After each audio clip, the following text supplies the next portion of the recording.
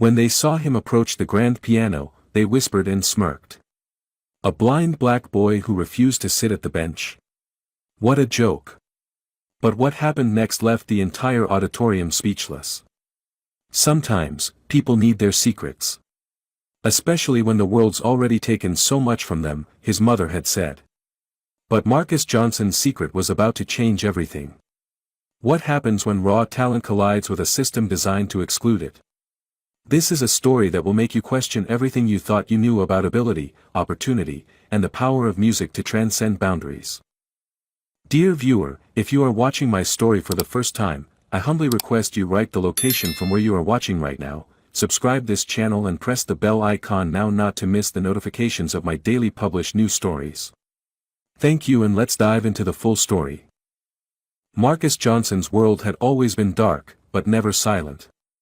From the moment he woke up each morning in the small apartment he shared with his mother and younger brother, his ears guided him through a symphony of life that others might never notice: the subtle difference between his mother's tired and hopeful sighs, the specific creak of the third floorboard from his bedroom door, the particular hum of the old refrigerator struggling against summer heat. At 16, Marcus had never seen a piano, but his fingers knew every key as intimately as others knew faces. Most afternoons after his home-schooling lessons, Marcus would make his way with his white cane to Mr. James's music store 6 blocks away. "Back again, Marcus?"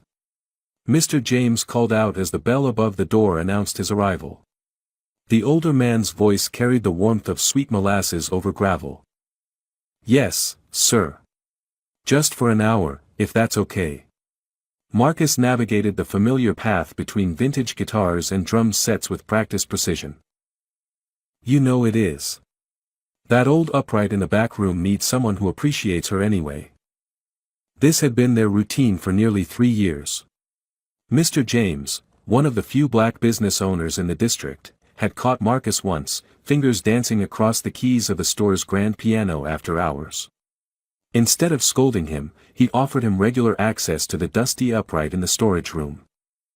Marcus sat at the bench, his fingers finding middle C without hesitation. He began softly, a gentle improvisation that gradually built into something complex and haunting, music that shouldn't have been possible for someone who'd never had a formal lesson in his life. In another part of town, Eliza Johnson folded laundry with hands cracked from cleaning houses all day. Her younger son, Christopher, sat at the kitchen table struggling with math homework. "You think Marcus is really just at the library?" Christopher asked, chewing his pencil eraser. Eliza smiled knowingly. "That boy hasn't been just at the library a day in his life. He's at that music store again. Why don't you tell him you know?" "Sometimes," Eliza said, carefully folding a worn t-shirt, "people need their secrets. Especially when the world's already taken so much from them." Back at the music store, Marcus lost himself in Chopin, his fingers finding notes he'd only ever heard on the community center's ancient radio. Mr. James stood silently in the doorway, watching the blind boy sway with the music, his face transformed by a joy so pure it almost hurt to witness. "Kid's a prodigy," Mr. James whispered to himself. "And nobody even knows it."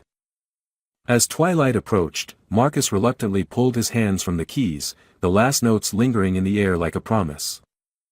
"Same time tomorrow, Mr. James."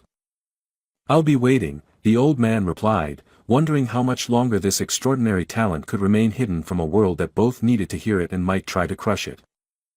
The community center hummed with after-hours emptiness as Mrs. Dawson stayed late organizing the upcoming summer program schedule. The distant sound of piano music stopped her mid-motion. Someone was playing in the recreation hall, and playing brilliantly. Following the music, she found a young black teenager standing at the upright piano in the corner, his fingers flying across the keys with a grace that professional pianists would envy. His unseeing eyes were closed, his body swaying slightly as he coaxed a classical piece from the old, out-of-tune instrument. "Excuse me," Mrs. Dawson said when he finished, causing the boy to startle. "That was extraordinary. You're Marcus Johnson, aren't you? Eliza's son?" Marcus nodded, reaching for his white cane. "I'm sorry, ma'am. I thought everyone had gone home. I didn't mean to trespass." "Trespass?" Child, you've brought more beauty into this building than it's seen in decades. She approached him, noticing how he tensed slightly. How long have you been playing? Always, I guess. I mean, whenever I can find a piano. Without lessons? The disbelief was evident in her voice. Marcus shrugged. I just listen and then play what I hear. Mrs. Dawson sat on a nearby chair, studying him. Marcus, do you know who Dr. Victor Whitman is? The classical pianist? Yes, ma'am. I have some recordings of his concerts on cassette tapes. His interpretation of Beethoven's Moonlight Sonata is unmatched. Mrs. Dawson smiled. He's conducting a masterclass at the Westridge Music Academy next week. I'm on the Community Outreach Board, and we have one remaining spot for a promising student. She paused. I'd like to recommend you. Marcus's hands trembled slightly. Me? But I've never had proper training. I don't read music, I can't read anything. Which makes what you just played even more remarkable. She touched his arm gently. This could be an opportunity, Marcus. A door opening. That night, Marcus sat at the kitchen table with his mother and brother, the invitation hanging in the air between them. I don't know about this, Eliza said, worry creasing her voice. Westridge Academy it's not for people like us. You mean blind people? Marcus asked. You know that's not what I mean. Eliza sighed. That place caters to rich kids whose parents donate buildings. They won't understand someone who learned piano by ear in a storage room. Christopher, always protective of his older brother, added, remember what happened last time you tried to join a music program? Marcus unconsciously rubbed his back, the memory of pain flaring. This is different. It's just one day, and it's with Dr. Whitman himself. It's a beautiful opportunity, Eliza conceded, but beautiful things have sharp edges for people like us, Marcus. Mom, Marcus said, reaching across the table until he found her hand. All my life, you've told me not to let the darkness limit me. This is my chance to step into the light, even if I can't see it. The silence stretched between them, filled with unspoken fears and fragile hopes. Mrs. Dawson believes in me, Marcus added quietly. Eliza squeezed his hand. Then we do too. Christopher kicked his chair back. But if anyone there disrespects you, I'm coming in swinging. For the first time that evening, they all laughed, the tension breaking like clouds after rain. One day, Marcus said, his voice filled with newfound determination. Just one day to show them what I can do. None of them could have predicted how that one day would change everything, for Marcus, for the prestigious academy, and for the famous pianist who had never faced a challenge quite like Marcus Johnson. As the day of the masterclass approached, Marcus found sleep increasingly elusive. Each night, as he lay in bed with the sounds of the city filtering through thin walls, memories he tried to bury resurfaced like persistent ghosts. 3 years earlier, when Marcus was 13, Eliza had enrolled him in the public school's music program. After years of homeschooling, they'd decided to try partial integration, believing his musical talent might help bridge the difficult social gaps his blindness created. Ms. Reynolds had been teaching music at Westside Middle School for 26 years. Her classroom was arranged with military precision, instruments categorized by family, chairs placed at exact intervals, and a baby grand piano that was her pride and joy roped off in the corner. This piano, she told the class on Marcus's first day, is a Steinway. It costs more than most of your parents make in a year. No one touches it without my explicit permission. Marcus still remembered the feel of the classroom, the way sound bounced off the linoleum floors, the slight mustiness in the air, and the way the other students fell silent whenever he spoke. During his third week, he'd stayed after class, waiting for his mother to pick him up. The room was empty, or so he thought. The piano called to him like a siren's song, he could feel it across the room, almost taste the polished wood and ivory keys.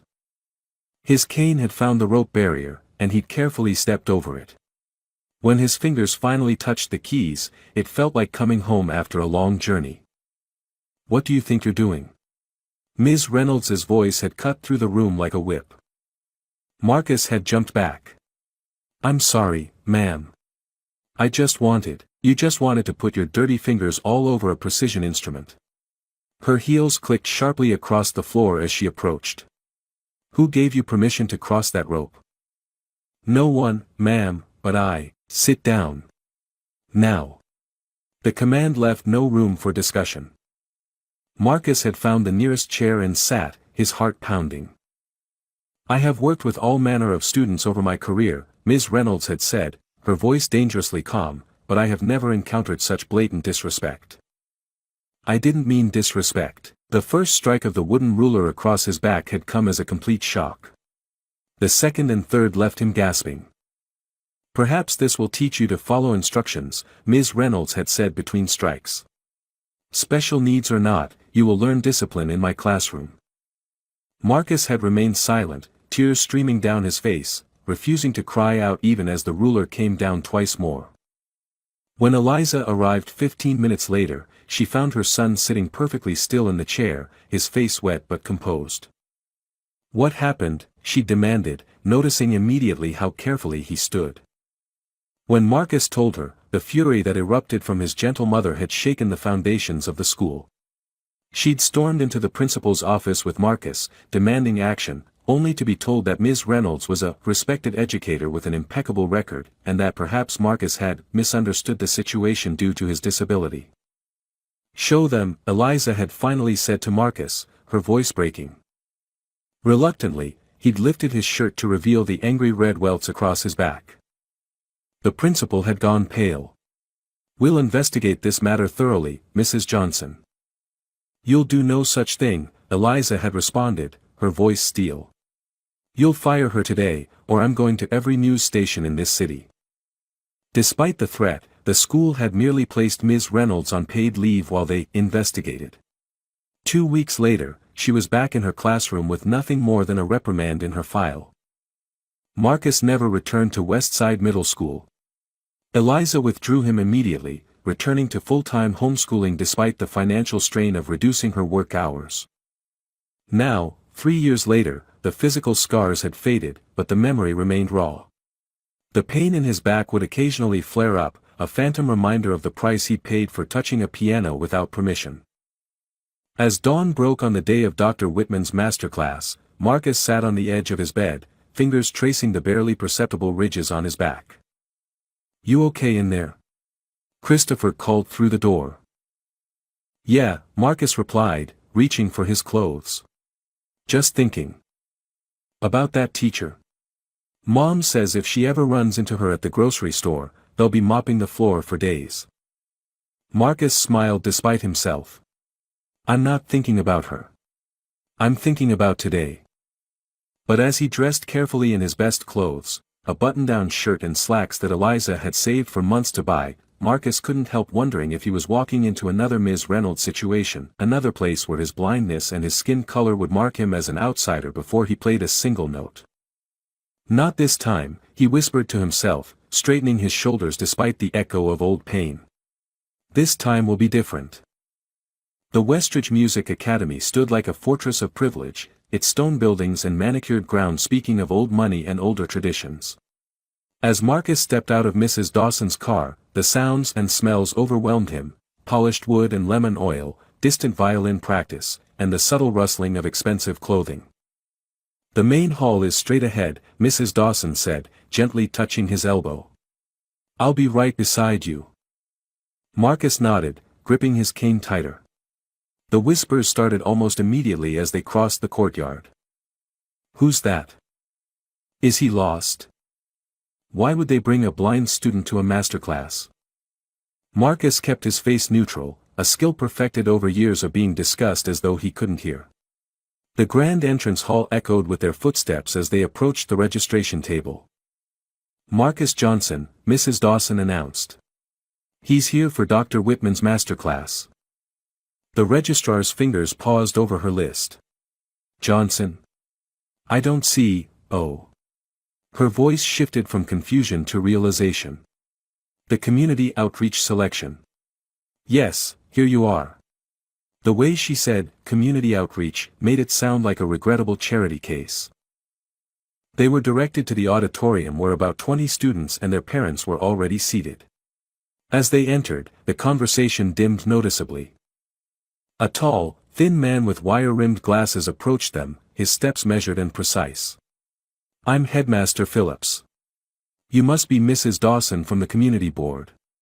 He barely glanced at Marcus. "I wasn't aware your selection would require accommodations." "Marcus doesn't require any accommodations for his playing," Mrs. Dawson replied firmly. "Only the same respect you'd show any other student." Before the headmaster could respond, a girl about Marcus's age approached them. Her footsteps were confident, her voice curious rather than dismissive. "Are you playing today too?" she asked directly. "Yes," Marcus replied. "I'm Marcus. Sophia Chen. I'm doing Chopin's Nocturne in E-flat major. What's your piece?" Before Marcus could answer, the doors at the back of the auditorium opened, and a hush fell over the room. The footsteps that followed were unhurried, deliberate, a man accustomed to being waited for. "Dr. Whitman has arrived," someone whispered unnecessarily. Marcus felt the air change as the famous pianist entered the room. There was a gravity to his presence that pulled everyone's attention like a black hole. "Good morning, aspiring musicians," Dr. Whitman's voice was deep and precise, each word articulated as carefully as a perfectly played note. "Today, you have the rare opportunity to receive my guidance. I expect excellence, focus, and proper technique. Anything less is a waste of my valuable time." Mrs. Dawson squeezed Marcus's arm reassuringly as they found seats in the back row. For the next hour, Dr. Whitman lectured on the importance of classical training, proper posture, and hand positioning. Marcus listened intently, absorbing every word despite the occasional condescending tone. "Now," Dr. Whitman finally announced, "we will begin the practical portion. Each student will perform their prepared piece, after which I will offer my critique." His voice hardened slightly. "I must warn you that I do not sugarcoat my assessments. If you came for empty praise, you've come to the wrong masterclass." One by one, students approached the grand piano at the center of the stage. Each played skillfully, some exceptionally, and each received Dr. Whitman's exacting criticism. As the morning progressed, Marcus began to notice a pattern. Dr. Whitman was hardest on the students who showed the most promise, pushing them with almost cruel precision toward improvement. "Sophia Chen," Dr. Whitman called. Marcus heard Sophia rise from her seat several rows ahead. Her performance of the Chopin Nocturne was technically flawless, her control impressive. "Acceptable," Dr. Whitman said when she finished. "Your technical execution is precise, but you play without soul, Miss Chen. You've learned the notes but not the music." Sophia returned to her seat, and Marcus could hear the slight tremor in her breathing that suggested she was fighting back tears. "Marcus Johnson." His name rang out in the auditorium, and for a moment, Marcus froze. Then, with a deep breath, he stood and made his way toward the stage, his cane tapping a steady rhythm that echoed through the suddenly silent room. The silence in the auditorium thickened as Marcus reached the edge of the stage. He could feel the weight of stares, some curious, others skeptical, a few openly hostile. "You must be the community selection," Dr. Whitman said, his pause deliberate and cutting. "Do you require assistance to the piano?" "No, sir," Marcus replied, making his way confidently across the stage, his cane finding the legs of the grand piano with precision. Dr. Whitman cleared his throat impatiently. "Well? Are you going to sit or stand there all day?" Marcus hesitated. The thought of sitting on the bench sent phantom pain shooting across his back, an echo of Ms. Reynolds and her ruler. "If it's all right, sir, I prefer to play standing." A ripple of whispers swept through the audience. "Standing?" Dr. Whitman's voice dripped with disbelief. "Young man, no serious pianist performs standing. It's physically impossible to achieve proper technique without sitting." "I've developed my own technique, sir," Marcus replied quietly. Dr. Whitman's laugh was short and dismissive. "Have you indeed? Let me guess, you're entirely self-taught as well. Yes, sir. Marvelous. The sarcasm was unmistakable. The community outreach program has sent me a blind, standing pianist with no formal training. This should be fascinating. From the back of the room, Mrs. Dawson half rose from her seat, but Marcus gave a small shake of his head. He'd expected this, perhaps not the specific form of the humiliation, but its essence. What will you be playing for us today? Dr. Whitman asked, his tone suggesting he expected chopsticks or another beginner's piece. Beethoven's Sonata No. 14 in C-sharp minor, Moonlight, third movement, Marcus answered. The auditorium went completely silent. The third movement of the Moonlight Sonata was notoriously difficult, requiring technical mastery and emotional depth that challenged even accomplished pianists. Dr. Whitman's pause lasted several seconds. You cannot be serious. I am, sir. That piece requires years of classical training and technical precision. It's not something one picks up by year. Dr. Whitman's voice had hardened, as though he believed Marcus was mocking him. Perhaps you meant the first movement. The familiar adagio sostenuto that everyone recognizes. No, sir. The third movement. The presto agitato. A few titters of laughter came from the audience. Marcus heard someone whisper, "This is going to be a disaster." Dr. Whitman sighed theatrically. Very well. I suppose we could all use a moment of levity in our day. He turned to address the audience directly. Consider this a practical demonstration of why proper training and technique are essential. The humiliation was calculated and complete. Marcus stood motionless beside the piano, his face carefully neutral even as his heart raced painfully in his chest. In the audience, he could hear the rustle of clothing as people leaned forward, eager to witness his failure. What's wrong, Mr. Johnson? Dr. Whitman prodded. Having second thoughts about your ambitious selection? Perhaps something simpler would be more appropriate for your unique approach. Marcus swallowed hard. For a brief moment, he considered walking off the stage, taking Mrs. Dawson's arm, and leaving this place of polished cruelty behind. Then, from somewhere in the back of the auditorium, he heard the unmistakable sound of his brother's voice. Christopher had come after all. You got this, Marcus. 3 simple words, barely audible, yet they anchored him like a lightning rod in a storm. I'm ready, sir, Marcus said, turning toward the piano keys. Well then, Dr. Whitman said with exaggerated patience, astound us, Mr. Johnson. Show us how a blind boy who refuses to sit properly plays one of the most technically demanding pieces in the classical repertoire. Marcus took a deep breath, placing his fingers lightly on the keys, feeling the cool ivory beneath his fingertips.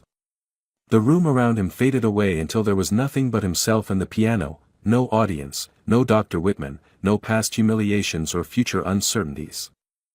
Just music waiting to be released. Before you embarrass yourself further, Dr. Whitman interrupted as Marcus positioned his hands, perhaps you might explain to our audience why you insist on standing.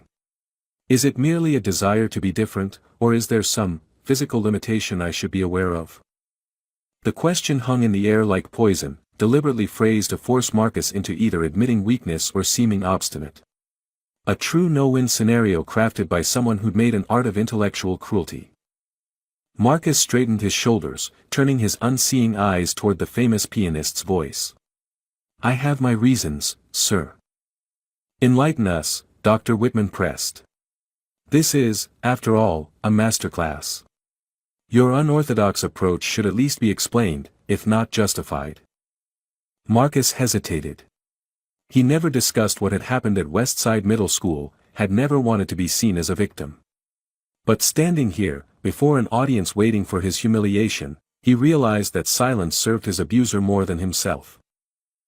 3 years ago, Marcus began, his voice steady despite the rapid beating of his heart, I had a music teacher who didn't believe blind students should touch instruments they couldn't see. When she caught me at the piano one day, she beat me with a ruler across my back. The school did nothing. He paused, letting the words sink in. Sometimes, when I sit at a piano bench for too long, the pain returns. So I stand. A horrified silence fell over the auditorium. Even Dr. Whitman seemed momentarily lost for words. I see, he finally said, his tone slightly less cutting. Nevertheless, proper technique is what produces proper music, Marcus finished for him. With respect, Dr. Whitman, shouldn't the result matter more than the method? A few gasps rippled through the audience at this challenge to the great pianist's authority. Dr. Whitman's silence radiated cold fury. Very well, he said finally. Let's test your theory, shall we? Play for us, Mr. Johnson. Show us what your unorthodox method can produce. Marcus nodded and turned back to the piano. He took a moment to center himself, then placed his hands in position for the furious opening of the third movement. Wait, Dr. Whitman called out. Since you claim your method achieves results, let's make this more interesting. His voice took on an edge of malicious pleasure. Instead of your prepared piece, I'll name compositions for you to play. Surely a talent such as yours isn't limited to a single memorized performance. This was no longer a masterclass, it was a public execution. Dr. Whitman was changing the rules to ensure Marcus's failure. From the audience, Mrs. Dawson called out, Dr. Whitman, that's not what was arranged. This is my masterclass, madam, Dr. Whitman cut her off. I decide how it proceeds. Marcus stood perfectly still, weighing his options. He could protest, could walk away with some dignity intact. Or he could accept this impossible challenge. I'm comfortable with improvisation, sir, he said quietly. Splendid. The word dripped with sarcasm. Let's begin with something simple. Chopin's Prelude in E minor. A basic piece any first-year student should know. Marcus nodded. He'd heard the piece many times on Mr. James's old radio. Without hesitation, his fingers found the keys, and the haunting, melancholy notes filled the auditorium. He played it perfectly, his standing position forgotten as the music spoke through him. When the final notes faded, there was silence, then a smattering of surprised applause from the audience. Dr. Whitman was undeterred. A lucky coincidence. Perhaps you've heard that one before. Let's try Mozart's Sonata No. 16 in C major, first movement. Again, Marcus played flawlessly, his fingers dancing across the keys with precision that belied his lack of formal training. With each piece Marcus completed, Dr. Whitman's challenges grew more difficult, more obscure. Bach's Invention No. 4 in D minor. Debussy's Clair de Lune. Liszt's La Campanella, known for its technical difficulty. Marcus played them all, sometimes with small improvisations where his memory failed him, but always capturing the essence of the piece, the soul of the music. The audience had stopped whispering. The atmosphere in the auditorium had transformed from anticipated mockery to stunned appreciation. Even Sophia Chen, who had watched initially with skepticism, was now leaning forward in her seat, transfixed. Dr. Whitman's breathing had become audible, sharp inhales and exhales that betrayed his growing frustration. Marcus could hear the famous pianist's fingers crossing tapping against his leg, a gesture of agitation he couldn't see but could sense. Enough parlor tricks, Dr. Whitman finally snapped. Anyone can memorize a few famous pieces. Let's see if you can handle something truly challenging. His voice took on a note of triumph. My own composition, Winter Solstice, which premiered last year at Carnegie Hall. Surely you haven't heard that one, as it's not been recorded for commercial release. A murmur ran through the audience. This was no longer a test, it was a trap. Marcus stood silent for a moment, his hands hovering above the keys. Then, to everyone's surprise, a small smile touched his lips. Actually, sir, he said quietly, I attended that premiere. My mother saved for months to buy tickets. It was the first and only time I've been to Carnegie Hall. Dr. Whitman's sharp intake of breath was audible throughout the room. The third movement was particularly moving, Marcus continued. The way you captured the moment when darkness begins to recede and the first promise of returning light appears, it was breathtaking. Without waiting for a response, Marcus placed his hands on the keys and began to play Winter Solstice exactly as Dr. Whitman had composed it, but with a subtle, indefinable difference that somehow made the piece even more poignant. As he played, Marcus's expression transformed. Gone was the defensive young man who had stood so stiffly before the audience. In his place was an artist lost in creation, his face reflecting every emotion in the music, pain, longing, hope, and ultimately, transcendence. In the audience, Christopher Johnson watched his brother with tears streaming down his face.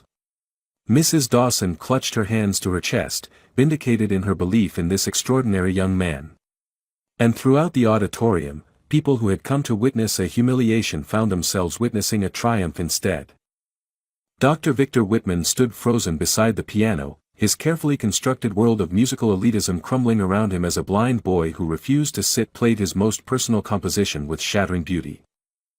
The first notes of Winter Solstice rippled through the auditorium like stones dropped into still water. Marcus played with a delicate touch that gradually built in intensity, his fingers finding keys with unerring precision despite having never practiced this piece. Dr. Whitman's composition was complex, filled with time signature changes and unexpected harmonies. Yet Marcus navigated them flawlessly, as though he had sheet music visible before him instead of perpetual darkness. His slight swaying as he stood at the piano was no longer awkward but graceful, the natural movement of someone feeling music in every fiber of their being. As the piece progressed into its second movement, Marcus's confidence grew. He began to add subtle embellishments, not changing the composition but enhancing it, finding hidden depths that even Dr. Whitman might not have fully realized were there. In the third row, Sophia Chen watched with wide eyes, her earlier tears forgotten. Beside her, her strict father, who had pushed her relentlessly toward technical perfection, leaned forward, captivated by the emotional resonance of Marcus's playing. "Impossible," Dr. Whitman muttered, just loudly enough for those nearby to hear. "Absolutely impossible." But it wasn't impossible. It was happening before their eyes, a musical miracle performed by a young man who had never been given a chance, who had been mocked and discouraged at every turn, yet who played with a passion that made technique seem secondary to feeling.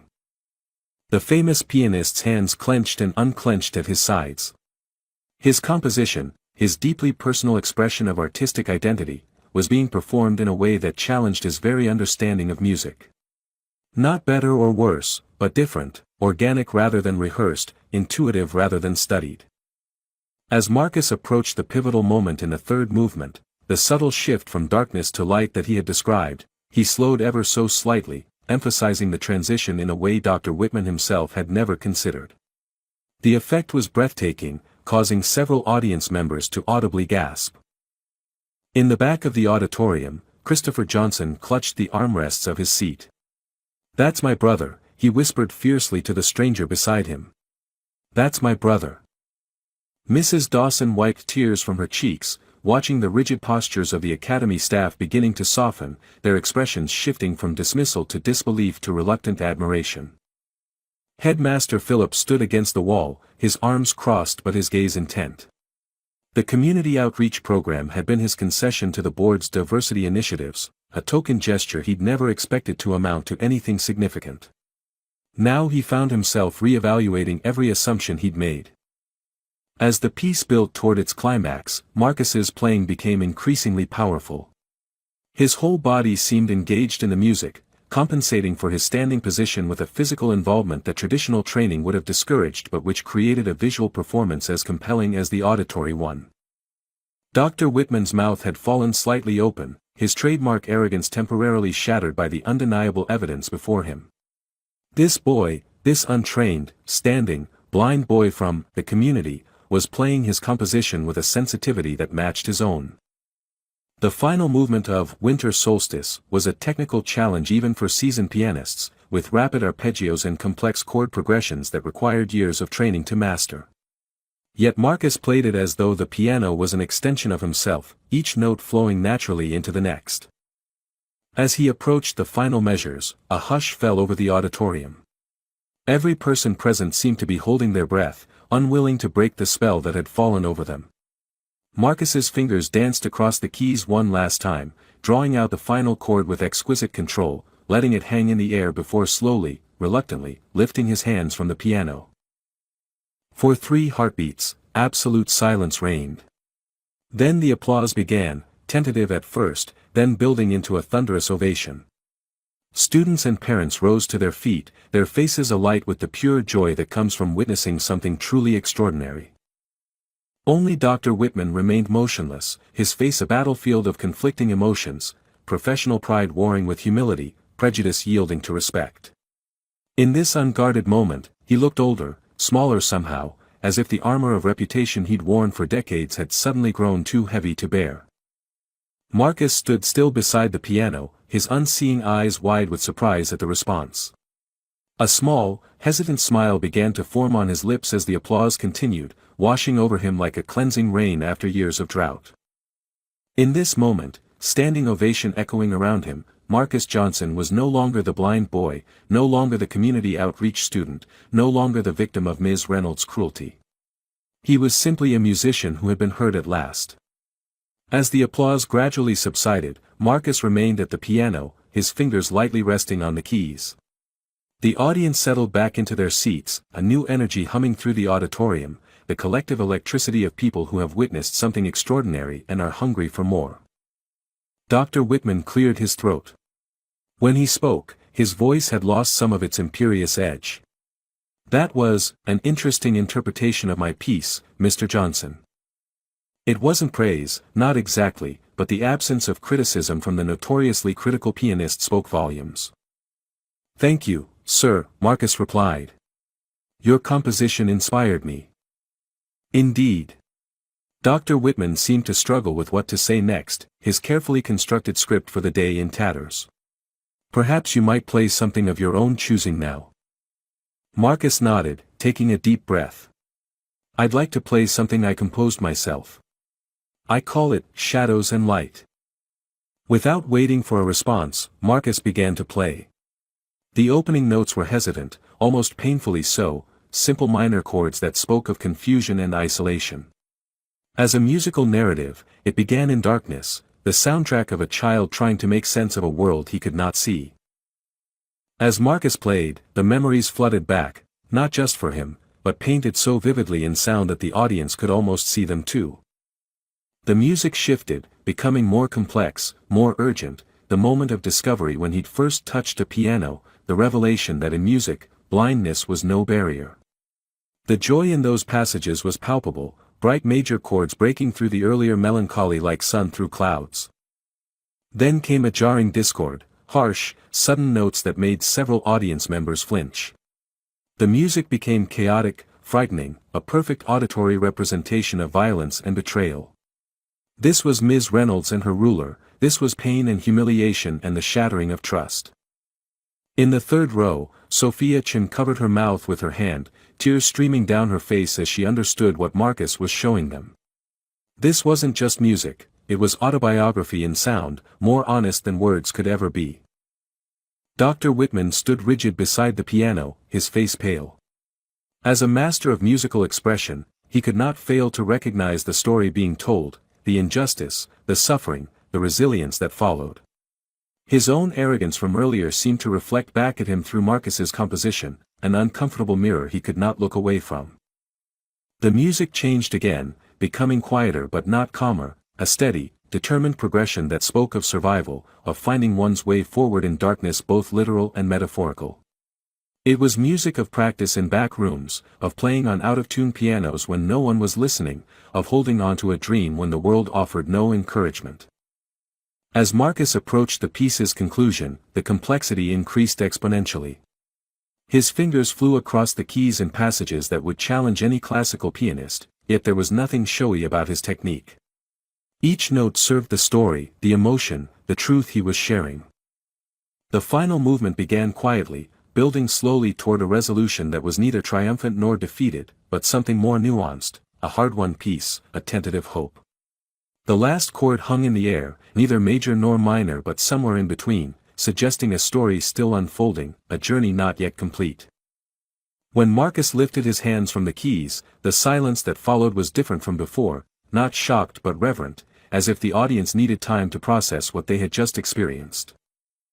In that silence, Christopher's voice came clearly from the back of the room.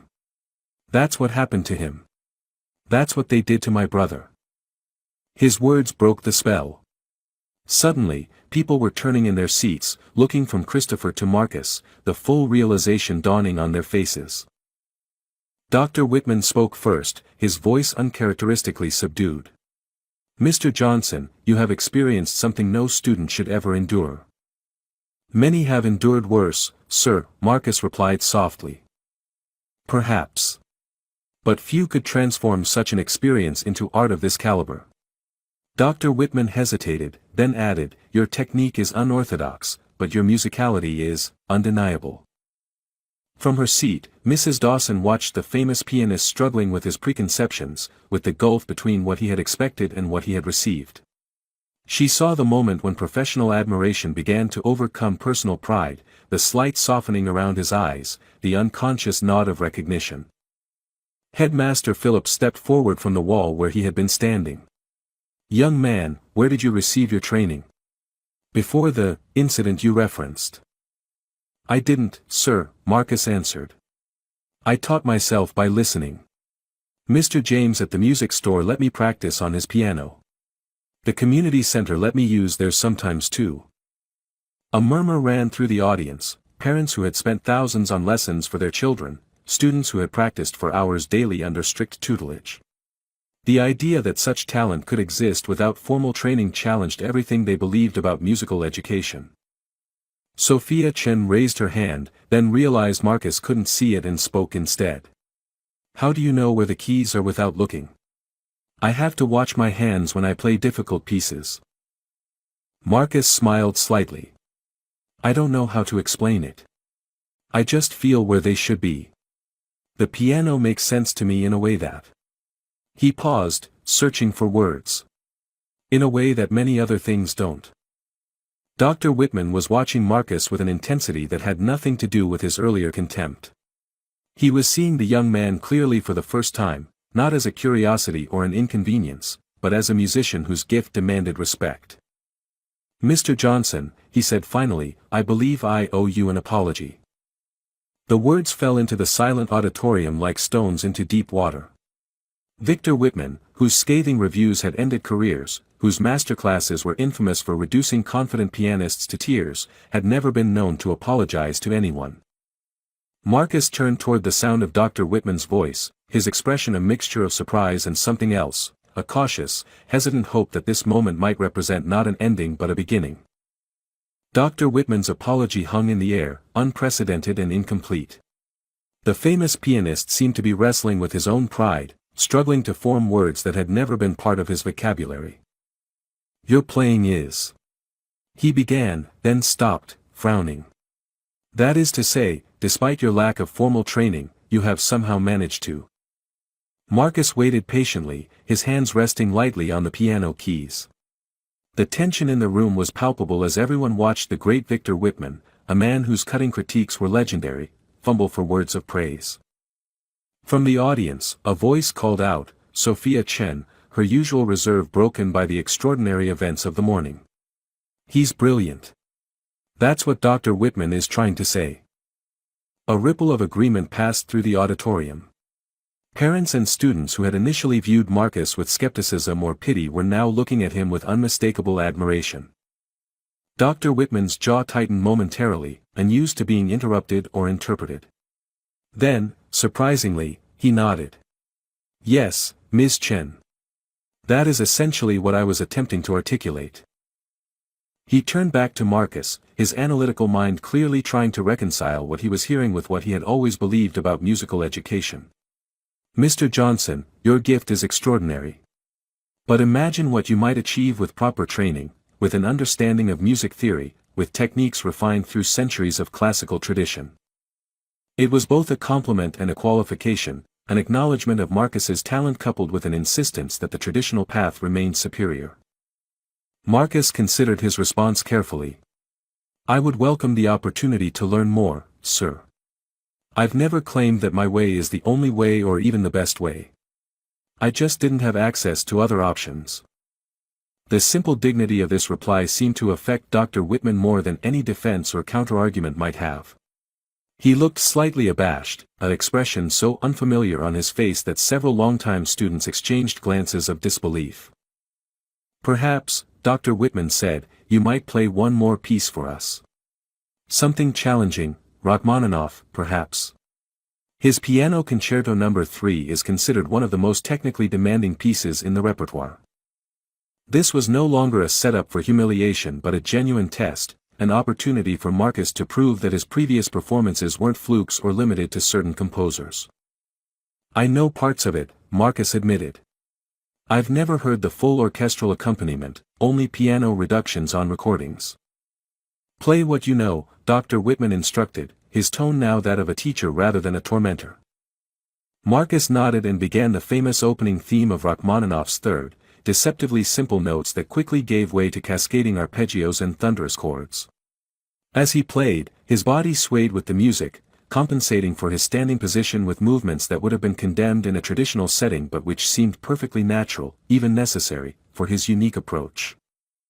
In the audience, Christopher watched with fierce pride, his earlier anger at Dr. Whitman transforming into something more complex as he saw the famous pianist's attitude shifting from contempt to curiosity to reluctant respect. Mrs. Dawson clutched her purse in her lap, her faith in Marcus vindicated beyond her wildest hopes. When she had heard him playing in the empty community center, she had known he was special, but this transcended even her expectations. As Marcus navigated the most difficult passages of the concerto, occasionally improvising when his memory failed him, Dr. Whitman's expression grew increasingly intense. He began to pace beside the piano, occasionally nodding when Marcus found a particularly elegant solution to a challenging sequence. Headmaster Phillips had moved to the center aisle, his administrative concerns about the community outreach student forgotten as he was drawn into the performance. He found himself wondering what other talents might be going undiscovered in communities his academy had never bothered to engage with meaningfully. When Marcus reached a section he didn't know well, rather than stopping awkwardly, he transitioned smoothly into an improvisation that captured the spirit of Rachmaninoff while adding something uniquely his own. It was musical problem-solving of the highest order, creative, respectful, and undeniably effective. Dr. Whitman stopped pacing. "Wait," he said, holding up a hand. "What was that transition? Play it again." Marcus repeated the passage where he had bridged his knowledge gap. "That's not Rachmaninoff," Dr. Whitman said, but there was no accusation in his voice, only intense interest. "No, sir. I don't know that part well enough to reproduce it accurately, so I improvised something that felt right with what came before and after." Dr. Whitman shook his head, but not in disapproval. "In 30 years of teaching, I have never heard a student improvise in the style of Rachmaninoff with such intuitive understanding." He turned to address the audience. "What you just witnessed is not merely technical facility or good ear training. This is music at its most fundamental, as a language, as communication." The atmosphere in the auditorium had transformed completely. What had begun as a masterclass, with its inherent hierarchy of master and students, had become something closer to a collaborative exploration between fellow musicians. Even the most privileged students were leaning forward in their seats, their perspective on their own musical education shifting as they watched Marcus and Dr. Whitman interact. "Mr. Johnson," Dr. Whitman said, "I have one final request, if you're willing." Marcus nodded, his hands poised above the keys. "Play anything you wish.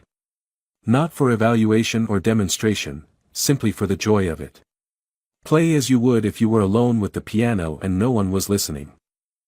It was, perhaps, the most generous thing the famous pianist could have said, an acknowledgement that music existed beyond technique, beyond tradition, beyond the structures of formal education he had dedicated his life to upholding.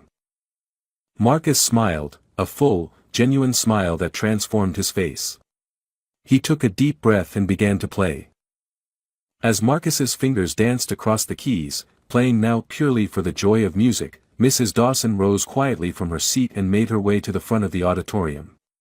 She had watched the transformation in the room, the shifting expressions, the dawning recognition, but she also knew that not everyone understood the full magnitude of what they were witnessing. She approached the stage, waiting for a natural pause in Marcus's playing before gently clearing her throat. Marcus, sensing her presence, let the music fade to a gentle conclusion and turned his head slightly toward the sound. "Dr. Whitman, Headmaster Phillips, esteemed guests," Mrs. Dawson began, her voice steady but charged with emotion. "I believe there's something about Marcus Johnson that you should know."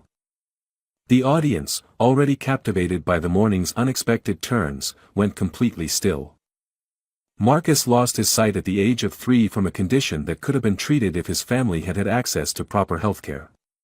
He has lived in darkness for 13 years, in a neighborhood where music education programs have been systematically defunded, in a city where talents like his are overlooked every day. Mrs. Dawson moved closer to Marcus, placing a gentle hand on his shoulder. After the incident with Ms. Reynolds, the teacher who beat him for touching a piano, Marcus was permanently barred from the school's music program. The official reason given was that accommodating a blind student would be too disruptive and impractical. A murmur of disgust rippled through the audience. Sophia Chen's father, a stern-looking man in an expensive suit, was shaking his head in visible anger. Since then, Mrs. Dawson continued, Marcus has practiced wherever and whenever he could. On an out-of-tune upright at the community center. On a keyboard bought from a pawn shop that only had 61 keys. At Mr. James's music store after closing time. She turned to face Dr. Whitman directly. He has never had a single formal lesson. No one has ever taught him proper hand positioning or posture. No one has ever explained music theory to him. Everything you've heard today, everything, he has learned by listening and by feel. Dr. Whitman's face had gone pale, the full implications of what he was hearing sinking in. He looked at Marcus with new eyes, not as an anomaly or curiosity, but as a testament to the pure, unstoppable power of musical passion. Furthermore, Mrs. Dawson said, addressing the entire room now, Marcus has perfect pitch, a rare gift that allows him to identify or reproduce any note by ear. He can hear a piece once and play it back with remarkable accuracy.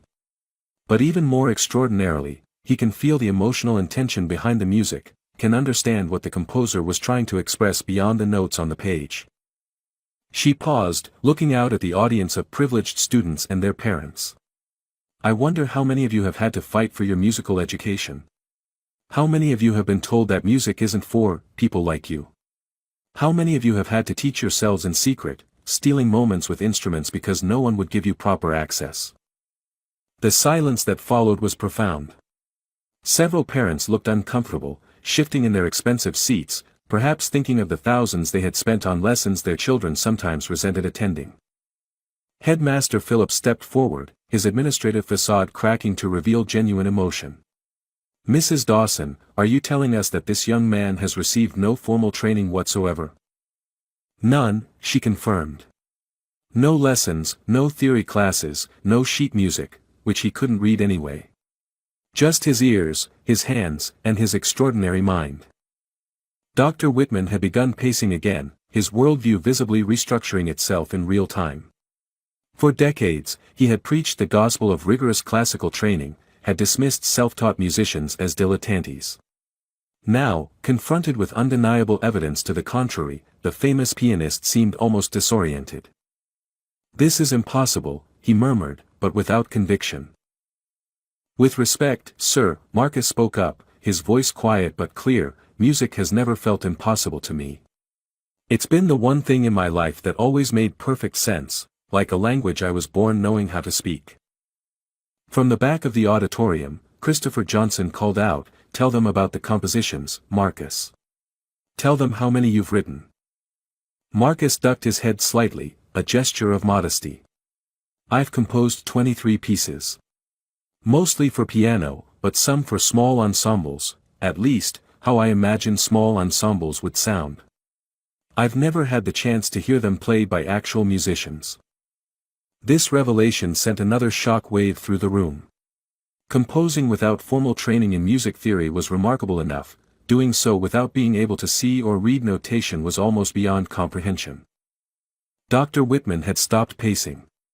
He stood very still, looking at Marcus with an expression that had transformed completely from his earlier condescension.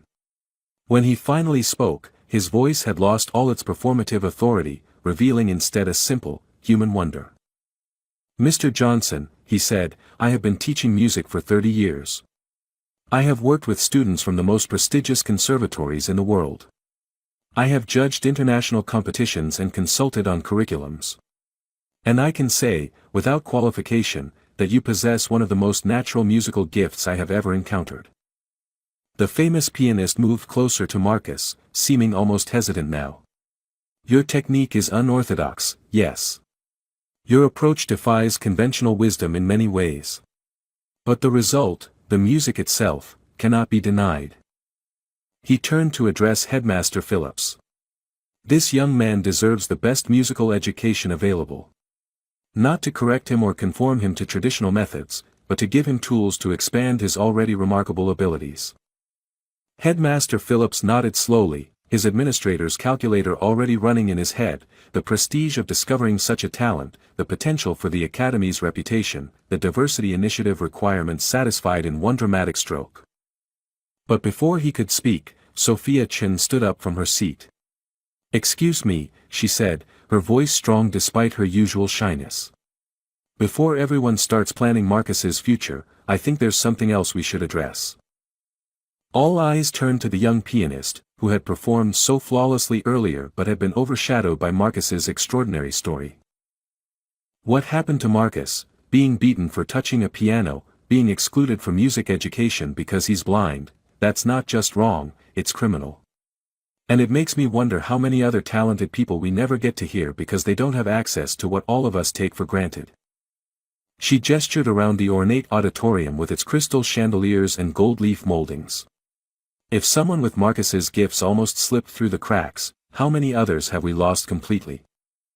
The question hung in the air, uncomfortable and unavoidable. In that moment, Marcus Johnson wasn't just a blind boy who could play piano, he was a mirror reflecting back the systemic failures and inequities that everyone in the room had benefited from, directly or indirectly. And as the silence stretched, that recognition began to settle over the Westridge Music Academy like a reckoning long overdue. The silence that followed Sophia's question was broken by the sound of a single person beginning to applaud, slow, deliberate claps that echoed through the auditorium. It was Dr. Whitman, his face solemn but his eyes alive with a new awareness. "Ms. Chen is right," he said when the clapping stopped. "We've created a system that confuses privilege with talent, access with ability. And in doing so, we've impoverished music itself." He turned to Marcus. "Young man, I came here today to teach, but it seems I am the one who has been taught a valuable lesson." Dr. Whitman moved to the piano, gesturing for Marcus to step aside. "If you'll permit me, I'd like to play something for you." Marcus nodded and moved away from the instrument, his cane tapping lightly against the polished stage floor. Dr. Whitman sat at the bench, adjusted it with the practiced motion of someone who had done so thousands of times, and placed his hands on the keys. He began to play a piece unfamiliar to most of the audience, something contemplative and questioning, with complex harmonies that spoke of uncertainty and searching. When he finished, he looked up at Marcus. "That was the first piece I ever composed, at the age of 12. My teacher called it derivative and technically flawed. I never played it in public again." He smiled wryly. "Until today." Rising from the bench, Dr. Whitman addressed the room.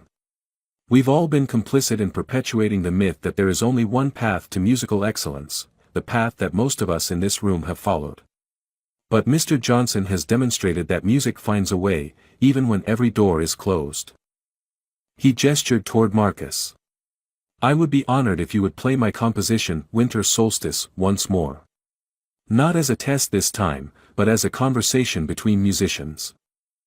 Marcus returned to the piano, his movements more confident now, the weight of judgment lifted from his shoulders. As he began to play, Dr. Whitman closed his eyes, really listening perhaps for the first time that day. The piece flowed differently this time, not just a reproduction of notes but an interpretation, a response, a dialogue across the barriers of age, race, privilege, and ability. When Marcus reached the transitional passage that had caused such a stir earlier, he lingered on it even longer, drawing out the moment of transformation with exquisite sensitivity. When the final notes faded, Dr. Whitman opened his eyes. "Mr. Johnson, I have a proposition for you, if you're willing to hear it." Marcus nodded, his face turned toward the famous pianist's voice. "I would like to offer you mentorship, not traditional lessons, but a collaborative exploration of music. I believe we could learn a great deal from each other." A murmur of surprise ran through the audience.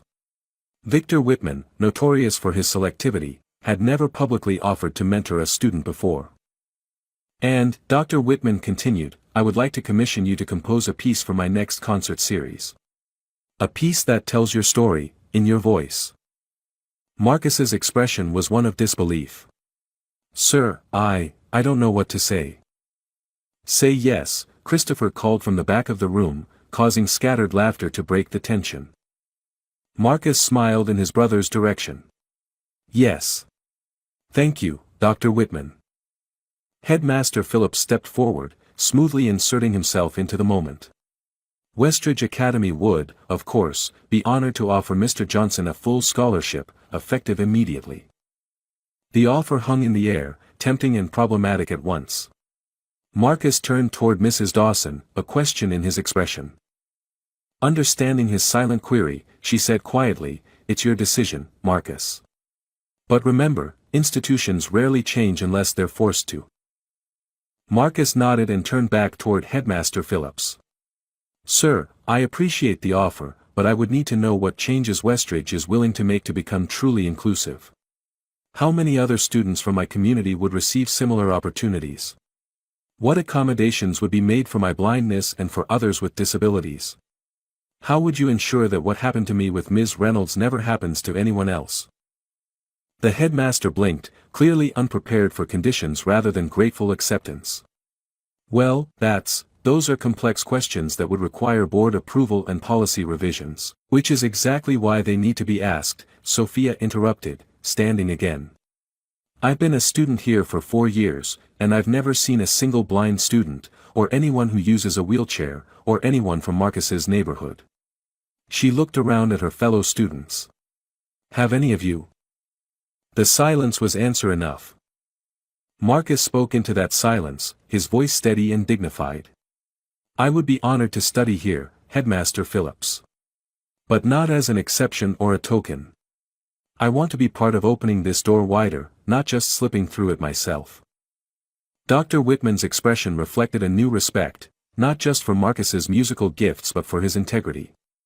"The young man makes an excellent point," he said to Phillips. "Perhaps it's time for Westridge to re-examine its mission. True excellence cannot exist without true inclusivity." The headmaster looked uncomfortable but nodded. "We can certainly bring these concerns to the board. In the meantime, Mr. Johnson, the scholarship offer stands." "Thank you," Marcus said. "I'll consider it carefully, after discussing it with my family." He turned back to the piano, running his fingers lightly across the keys.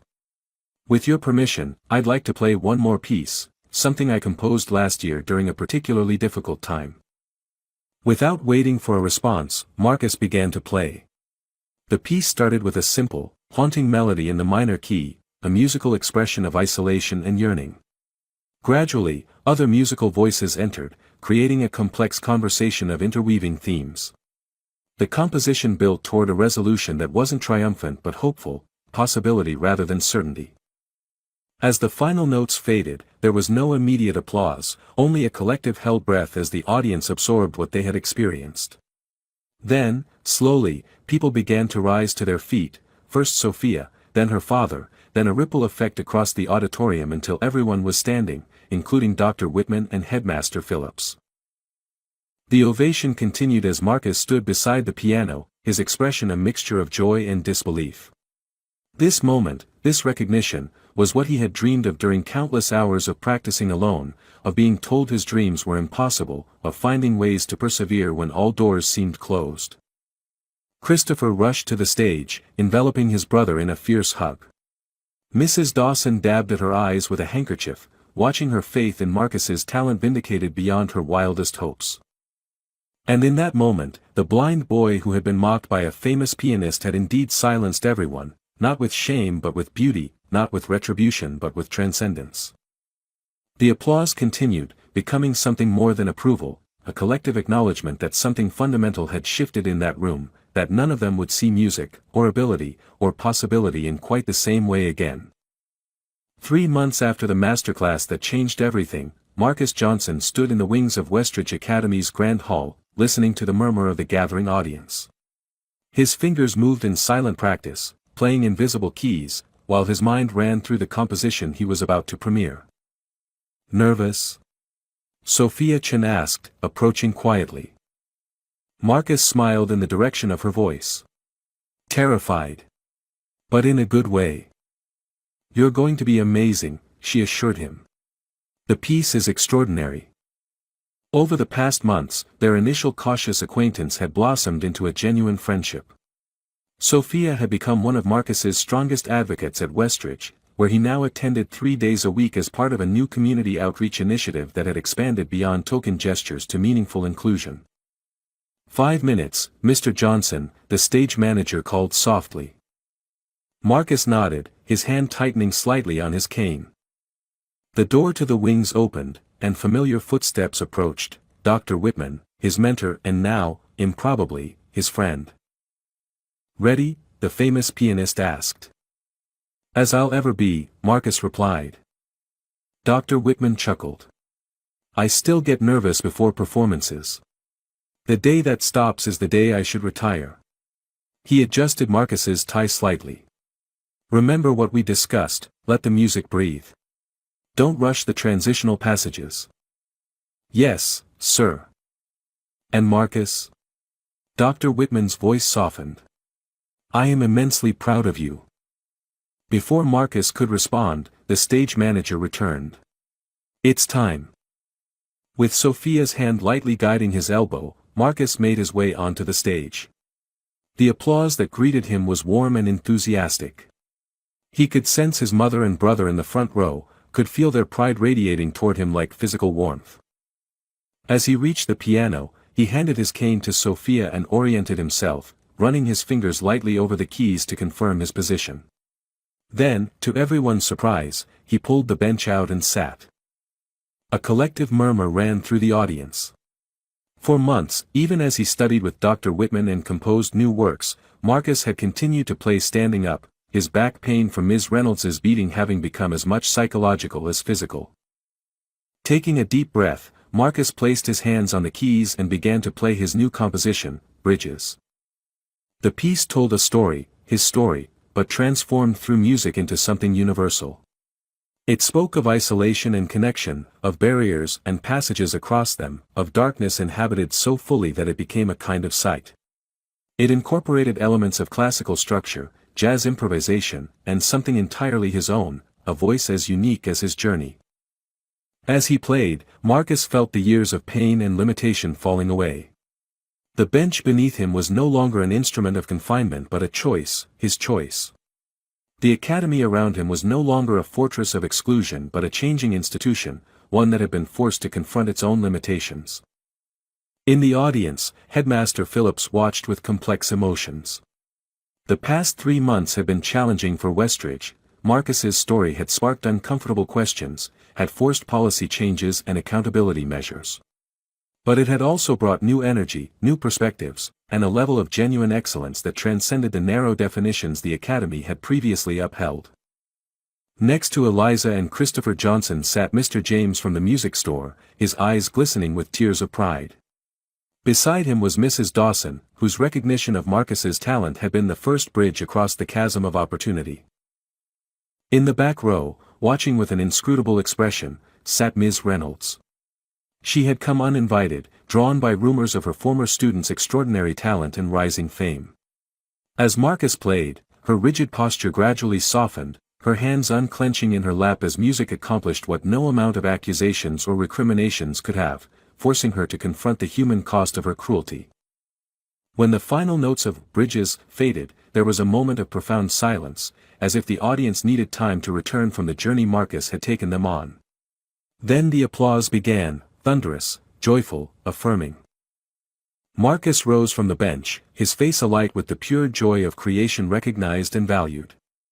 Dr. Whitman joined him on stage, along with the other young musicians from Marcus's neighborhood who were now part of Westridge's expanded outreach program, the first cohort of many to come.